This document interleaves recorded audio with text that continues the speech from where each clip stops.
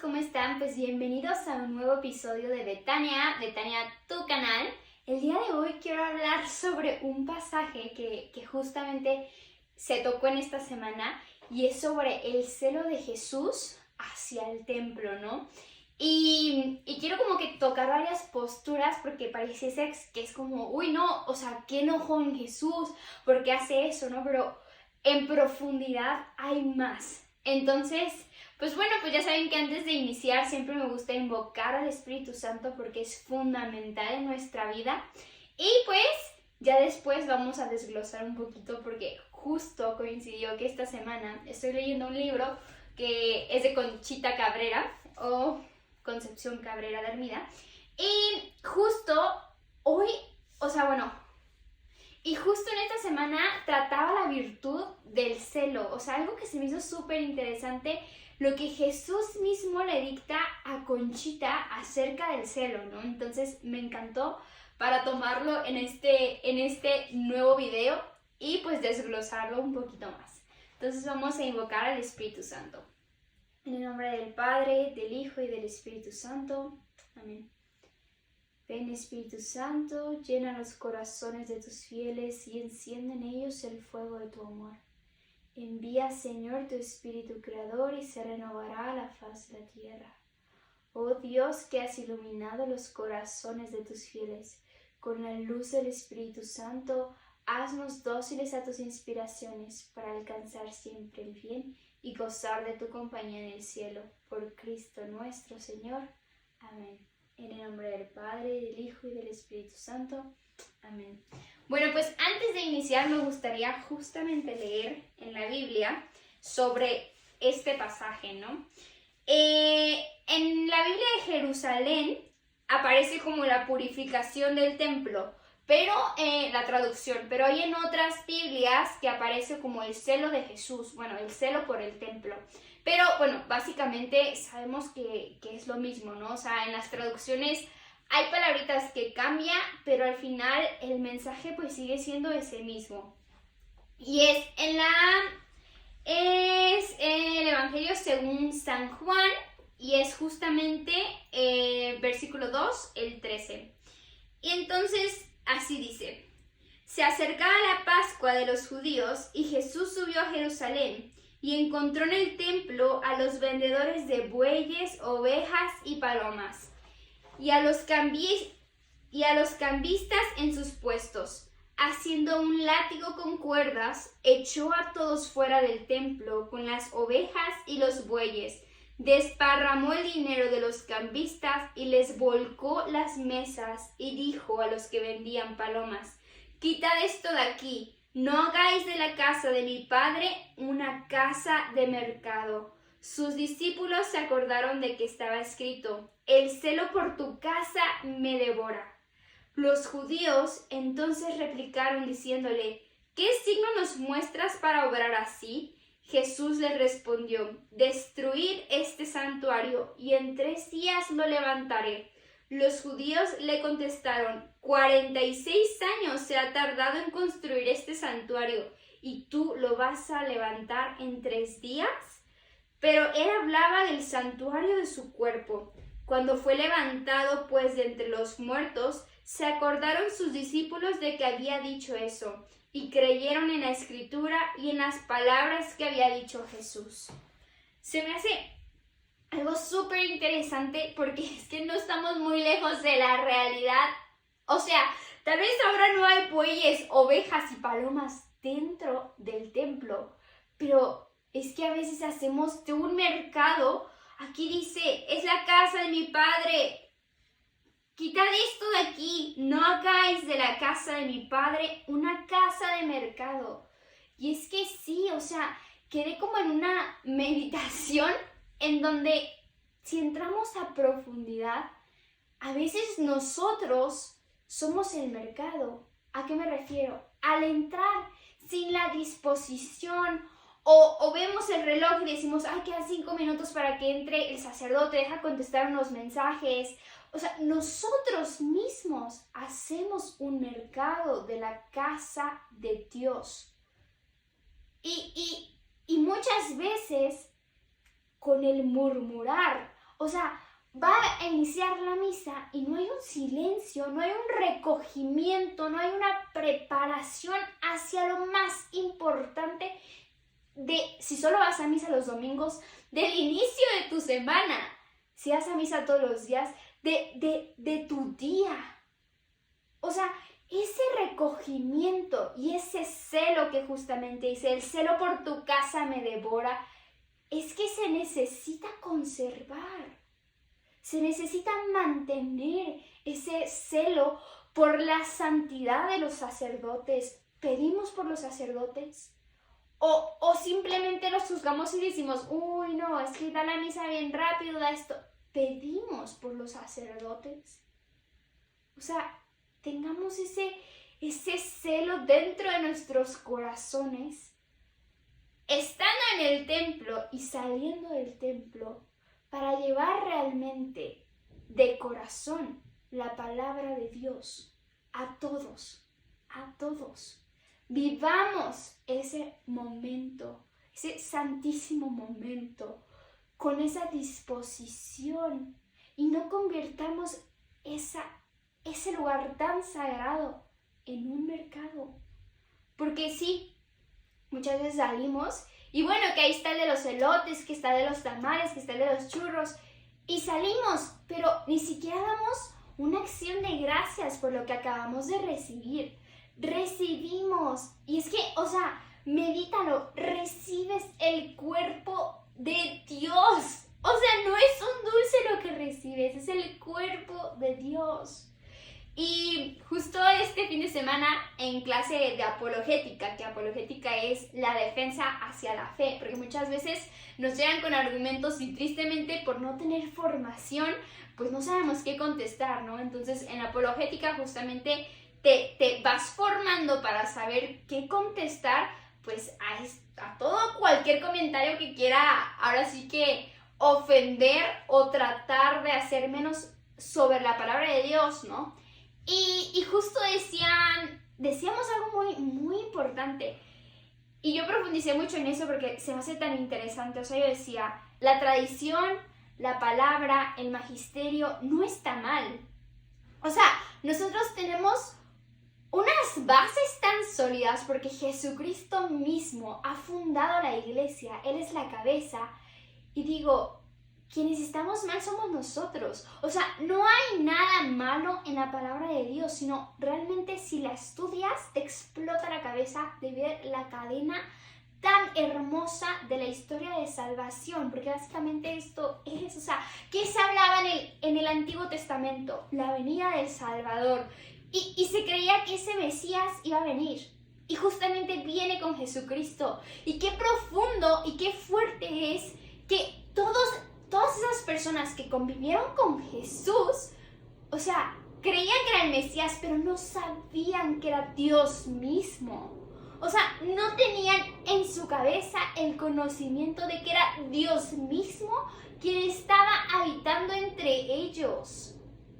Entonces, imagínate, o sea, Dios mismo se ha decidido quedar en ese pedazo de pan por amor a nosotros. Porque ese celo que tiene es por nuestra salvación. Ha muerto en la cruz por ti y por mí, por nuestra salvación. Y entonces, al leer esto, debemos de tener en mente que nosotros mismos debemos de tener ese celo por la santificación de las almas de los sacerdotes, por la conversión de las almas. Y justo el día que tocó este evangelio sucedió algo muy triste, algo que realmente a mí me partió el corazón, o sea, me destrozó profundamente. Fui a una misa porque venía un grupo, no voy a mencionar el nombre del grupo, pero pues católico, y venía el grupo, iban a hacer una hora santa, pero también iba a haber la celebración de la Santa Eucaristía, o sea, de la misa, ¿no? O sea, y entonces yo iba la verdad muy emocionada, porque después de eso iba a haber una hora santa. Yo iba muy emocionada, muy feliz, porque yo decía, wow, este grupo no está aquí, y qué bonito que en su vida, en su corazón llevan a Jesús. O sea, yo decía, lo transmiten, sus canciones son muy bonitas. Y la verdad es que me quedé con una sorpresa muy grande. O sea, yo no es broma, lloraba. Mi corazón se desgarraba. Y yo decía, Dios mío, ¿qué es esto? ¿En qué hemos convertido tu casa? Señor, ¿en qué hemos convertido lo más sagrado? ¿En qué, Señor? Nos estamos olvidando de ti. O sea, te estamos dejando a un lado. Porque antes de empezar la misa, que iba a empezar X hora, ¿no? Empezó 15 minutos después. Pues en esos 15 minutos, claro que mucha gente llegó al templo, porque pues este grupo, por lo mismo, no es de aquí, es de una parte de Europa. Entonces, pues mucha gente se enteró que iba a ir y pues llegó mucha gente. Y qué triste que en esos 15 minutos de espera no había alma ahí que estuviera preparándose para lo importante, para la Santa Misa. Había una plática que yo decía, yo había tomado misa antes, y no porque yo quisiera, sino porque yo fui a confesarme antes, según yo dije, me confieso y me voy, por eso llegué antes, ¿no? Pero al final, pues el sacerdote se retrasó un poco y las confesiones empezaron, pues, más tarde, que al final no me pude confesar ahí, pero escuché la misa. Entonces yo había escuchado el evangelio que hablaba sobre esto, el celo me devora. Y entonces yo decía, sí, lo entiendo perfectamente. O sea, usamos el celular cuando no debemos de usarlo dentro de la casa de Dios. Porque me ha tocado y yo antes de mi conversión lo usaba. Para mí no había respeto porque para mí era lo mismo. Y entonces, sí, antes de empezar, se ve gente que está con el celular. Se ve gente que está en Insta. Se ve gente que está mandando audios. En misa se ve gente que contesta. Y dices tú, comprendí, sí, Señor. Cuando te tenemos a ti como prioridad, eres prioridad, porque cuando llego al templo, es más, tengo que mi celular mismo registre que cuando llego al templo no me lleguen ni mensajes ni llamadas, porque mi disposición total va hacia Dios. Y entonces, en ese momento, yo trataba de recogerme en mí misma y preparar mi corazón para lo que venía. Pero era una plática que yo decía, ok, no hay bueyes, no hay palomas, pero nosotros estamos haciendo un mercado aquí en tu casa. Y creía que eso iba a ser todo. Cada vez se puso peor el asunto. Y entonces empieza la Santísima Misa. Y pues venía un sacerdote de fuera. Y para entrar, pues dijeron, viene tal sacerdote, ¿no? La gente aplaudiendo.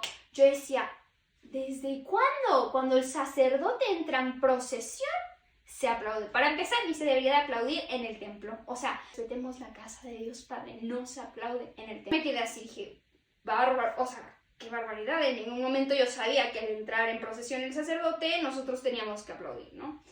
Y bueno, fue avanzando la Santa Misa, y en partes en donde se tenía que cantar, no se cantaba, porque el grupo no lo cantaba. Y en partes en donde se tenía que respetar la solemnidad de la liturgia, como en el momento de la consagración, cantaban. Y yo dije, ¿pero qué está pasando aquí? O sea, en este momento no se debe de cantar. Y había musiquita de fondo, con la guitarra, mientras hacía la consagración el sacerdote, y yo dije, ¿pero qué es esto? Señor, ¿pero por qué? Y entonces me di cuenta que el problema somos nosotros. La liturgia es perfecta. Está escrito que no debe de suceder eso. Pero nos creemos con la autoridad de modificar. ¿Por qué? Porque creemos que es bonito. Dios no es un Dios de sentimientos. O sea, no porque tú sientas, ¡ay, qué bonita canción! ¡Ay, sí, el Señor va a venir porque yo lo estoy escuchando! Es eso, no. Dios no es un Dios de sentimientos. Cuando no sentimos a Dios, decimos, ¡ay, Señor, pero ¿por qué no te siento? Nos cuesta, porque humanamente queremos sentir, pero Dios no es un Dios de sentimientos. O sea, Dios no quiere que sientas, ¡ay, sí, qué bonito por la canción! No, Dios quiere que profundices en su misterio, en su encarnación, encarnado en el vientre de María, bajando en ese pan que va a entrar a ti. ¿Te estás purificando en ese momento? ¿Estás haciéndolo? Y bueno, sucedieron más cosas que la verdad es que ya no quiero decir. Claro que terminando yo dije, me voy. O sea, veníamos con otros amigos, con mi novio, con mi hermana, nos volteamos a ver y dijimos, nos vamos. Porque eso se iba a convertir en un total concierto. Lo que continuaba era una hora santa. La gente no iba a adorar a Dios. La gente iba a escuchar al grupo. Y qué triste que como grupo no pongas un alto y recuerdes que quien merece la gloria es Dios. Qué triste, porque los videos que luego vi era gente parada en el altar, bailando, aplaudiendo. Yo decía, me muero. El sagrario está ahí. ¿Dónde está el respeto? Si un poseso ni se puede acercar al altar porque quema. Ahora imagínense con qué respeto estaban arriba del altar. ¿Con qué respeto? Nosotros hacemos el mercado en la casa de Dios. Abramos los ojos también como fieles y démonos cuenta cuando algo no está bien, el recogernos en oración para pedir a Dios la santificación de las personas que están en ese conjunto. Reparemos el corazón que está lleno de tormento por nosotros hacia Dios. Reparemos su corazón que lo único que desea es que nos acerquemos a Él. Y entonces después de esa exposición al Santísimo, pues claro que se volvió en un concierto donde había aplausos y gritos, pero no había adoración. O sea, se perdió el sentido por el cual tendríamos que tener el sentido ahí fijo. Es triste que como católicos nos llevemos y nos sumerjamos en esa burbuja y no frenemos con nuestra oración. Que creamos que si agregamos algo a la liturgia para embellecerlo, entre comillas, es bueno. Esto ya es bello porque Dios es perfecto y lo es todo. Pero no somos nada en este mundo. No somos nadie en este mundo.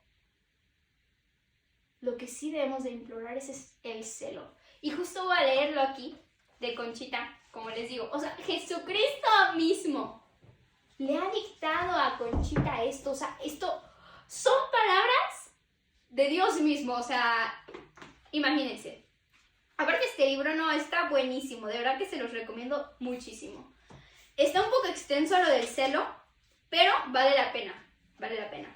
Y dice así: el celo, hija mía, es hijo del amor activo y una gracia muy especial con que regalo a pocas almas.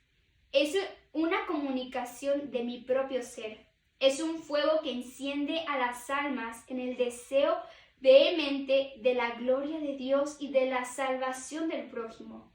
Para este celo divino no hay fatigas ni cansancio, ni sacrificios por insuperables que sean. Piensa gozoso, lo sostiene una fuerza divina, lo impele constantemente un celestial fuego. Las virtudes guerreras forman sus séquitos y es capaz de llevar a cabo grandes empresas.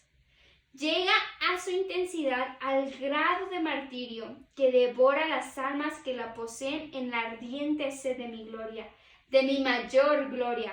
Lleva consigo esta virtud admirable el impulso sublime de la caridad. En las almas puras es muy grande este celo, y en la medida que crece su pureza, crece también su celo, y en la medida del celo crece y toma incremento el amor divino. Y dentro de este círculo de pureza, amor y celo, se consume el alma feliz en honor mío.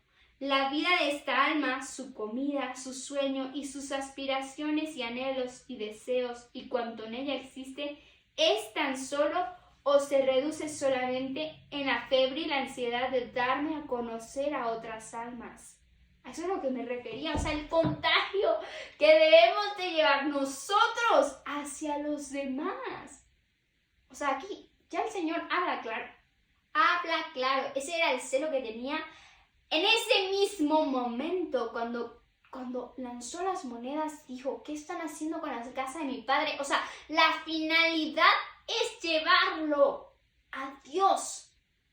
O sea, esa es la finalidad de la Santa Misa, de todos los sacramentos, el acercarnos a Dios. Y Jesucristo tenía ese celo porque decía que están haciendo un negocio y no el negocio de la vida eterna. Están haciendo un negocio por bien propio, pero no el negocio que realmente importa de la eternidad. Entonces continuamos. Y dice así: sueña el martirio mismo si con todos sus dolores alcanzara para mí una sola alabanza. Otra faz, diré, tiene esta grandiosa virtud del celo, y consiste en el torcedor martirio, con que amarga el alma pura que lo posee, por los pecados ajenos con que me ofenden los hombres. Ahí está. O sea, lo vuelvo a leer. Con que amarga el alma pura que lo posee, por los pecados ajenos que me ofenden los hombres. Eso es lo que necesitamos. Al ver que algo está mal, que eso ofende a Dios, pero es que no ofende el hecho, o sea, no es como que Dios sea como, me duele, no, me duele que tú te estás perdiendo por hacer eso. O sea, ese es el dolor de Dios. Me duele que tu hijo te estás alejando de lo que te da la paz, la felicidad y la vida eterna. Me duele, hijo, que te vas. Que te vas. Eso es lo que le duele a Dios. Le duele que no vayamos a su santísimo corazón, que no busquemos la vida eterna, que no hagamos el negocio de nuestra vida, que es nuestra salvación, y no solo nuestra, la de nuestra familia, la de nuestros conocidos, la del mundo entero. Ese celo debería devorarnos como devoraba a Jesús mismo en tierra y como lo sigue haciendo estando en su trono. Ese celo es el que debemos de implorar y anhelar. Continúo aquí. En este dolor se consume y muere, y se diera la vida en el más cruel martirio por alcanzarme una alabanza. Igualmente y hasta con creces lo ofrecería por evitar una sola ofensa. Duele mucho ver a los niños con juguetes, porque los papás lo llevan para que se distraiga. No, enséñale quién es Dios. Enséñale lo sagrado. Enséñale a persignarse, enséñale a conocer a la Virgen. O sea, yo cuido a un bebecito de 1 año, 6 meses. Gracias a Dios su familia le ha dado a conocer quién es Dios y la Virgen. Y yo le digo a ese niñito, de 1 año, 6 meses, aún no habla. Pero yo le digo, busca a la Virgen, busca a María, busca a Mamá María. Él empieza a buscar hasta que encuentra el cuadro de Mamá María. Y lo señala. O sea, identifica porque se le está inculcando quién es Mamá María. No por ser niño, no significa que no entienda las cosas sagradas. Pero si a un niño tú lo llevas con un juguete, cuando crezca, ¿tú crees que va a tener interés de ir al templo? Si él va a asociar a que yo venía a jugar, ¿tú crees que va a tener un celo ardiente? Porque no se está inculcando la herencia más grande que se le puede dejar a un niño. O sea, no se le está dando. Continuamos aquí, dice. Hija mía, esta virtud arrastra mi corazón y desata las gracias divinas en favor de las almas. Fue la que dominó a mi corazón durante su paso por la tierra y cuyo ardor eterno aún lo consume hoy en los altares en favor del hombre. Esta virtud fue mi vida o constituyó mi existencia entera. La pureza plena, el amor activo y el celo infinito y también activo y ardiente constituyó, repito, mi vida entera. El celo, hija mía, es dolor y es amor. y de esas dos sustancias, diré, está formado mi corazón. O sea, ¿cómo les explico? Jesucristo mismo le ha dictado esto a Conchita y le está diciendo que de eso está formado su corazón. Si quieres llegar al corazón de Jesús, pídele tener celo. Celo por llevar almas a su corazón. Ahí está la respuesta. O sea, ¿qué más podemos anhelar? De verdad. Los enemigos del celo son incontables, pues el infierno entero se pronuncia contra el alma que lleva en su seno esta virtud bendita, que tantos males le hace. Pero el celo santo lleva consigo, porque sí, o sea, no estamos hablando de un celo de que, ay, mi pareja es muy celosa, ay, mi novio es muy celoso, no, estamos hablando de un celo divino, o sea, de un celo que solo Dios puede otorgar, no el celo de ay, estoy celosa porque ves a esa persona, no, o sea, este es un celo totalmente diferente, no nos vayamos a confundir. Pero el celo santo, que es el celo santo, lleva consigo el escuadrón valeroso e intrépido de las virtudes guerreras con las cuales se sostiene. La prudencia es su guía y la oración su todo. Porque bueno, claro que se vale tener ese celo, pero hay que ser prudentes. O sea, yo no podía parar y decir, ¿qué están haciendo? ¿Por qué hacen eso? No, toca reparar, orar, porque pues tristemente no lo van a comprender en ese momento. Por eso roguemos al Señor para que comprendan en tierra lo que se ha hecho mal y no se siga continuando, porque de hecho yo ya había escuchado años antes, como un año y pico antes, sobre varias quejas, pero yo no sabía que era el mismo grupo. O sea, ¿qué cosa? Sobre varias quejas que decían que por qué querían cambiar la liturgia, que eso no se tenía que hacer, porque mucha gente dice, ay, pero suena bien bonito, que en la consagración se acompañe con música. No es que suene bonito, o sea, profundiza. En ese momento cuando levanten el cuerpo de Cristo, profundiza en tu Salvador. Y entonces yo había escuchado que varias personas se habían quejado sobre eso, que estaban diciendo que no está correcto, porque no está correcto, no está dentro de la liturgia. Y yo dije, pues quién sabe qué grupo habrá sido, ¿no? Y vaya, me tocó la sorpresa de estar ahí presente. Pero bueno, yo ya había escuchado justamente sobre eso. Entonces, qué triste. Luego, el hombre sin oración no puede poseer esta virtud del celo, porque la oración es su arma principal y no creas, hija mía, que el celo lo doy solamente a los misioneros y ministros míos. Se lo doy a quien lo merece y a quien me place, porque esta virtud en su plenitud es gracia de mi corazón y un pedazo. O sea, no, hombre, un pedazo del corazón de Dios te va a dar cuando tú le pidas el celo por la salvación, imagínate.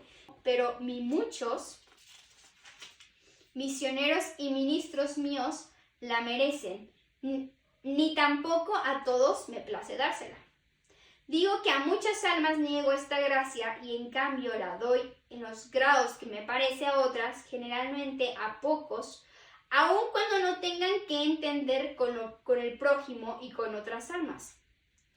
Existen misioneros muy fríos y llenos de pasiones, y también existen almas puras y purificadas que en un oculto rincón las abraza esta virtud del celo santo de mi gloria y hacen incontables conquistas en el orden interno y secreto que solo yo conozco. ¿Y sabes con qué medios, hija, alcanzan estas conquistas?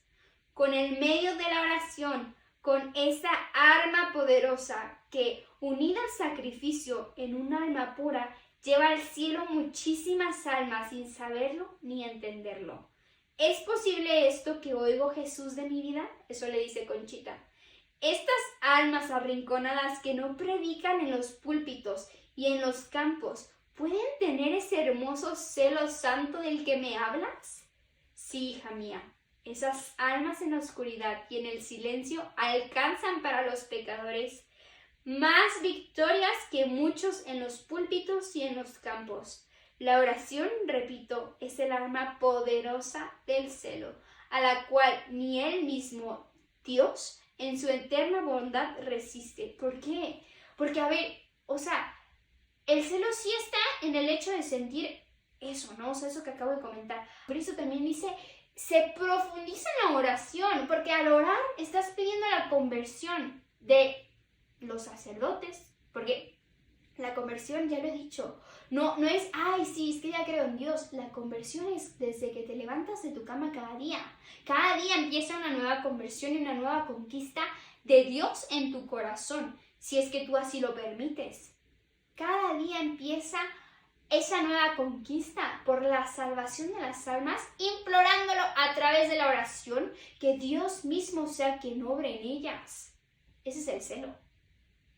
Si tú oras por la salvación de las almas y la conversión de tu familia, estás teniendo celo porque tienes el anhelo de que conozcan el corazón de Jesús, el corazón de Dios y el corazón del Espíritu Santo. O sea, que es la voluntad de Dios. A eso me refiero con decirlo en el corazón, en ese sentido. ¿Qué es la divina voluntad?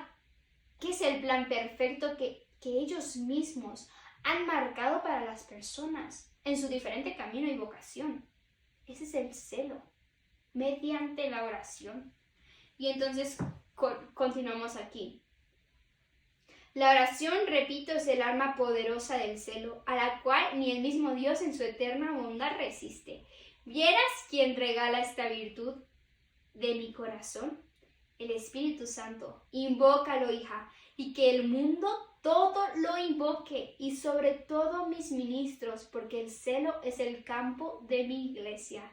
¡Qué cosa, Padre mío! Bendito mil veces sea el Señor, que tales cosas nos da a entender. Bueno, esto es lo que el Señor se refiere con ese celo. Tiene una riqueza enorme, ya lo hemos visto. O sea, el Señor mismo dice que de eso está conformado su corazón. Entonces, imaginen la pureza y la riqueza que tiene esta gracia del celo.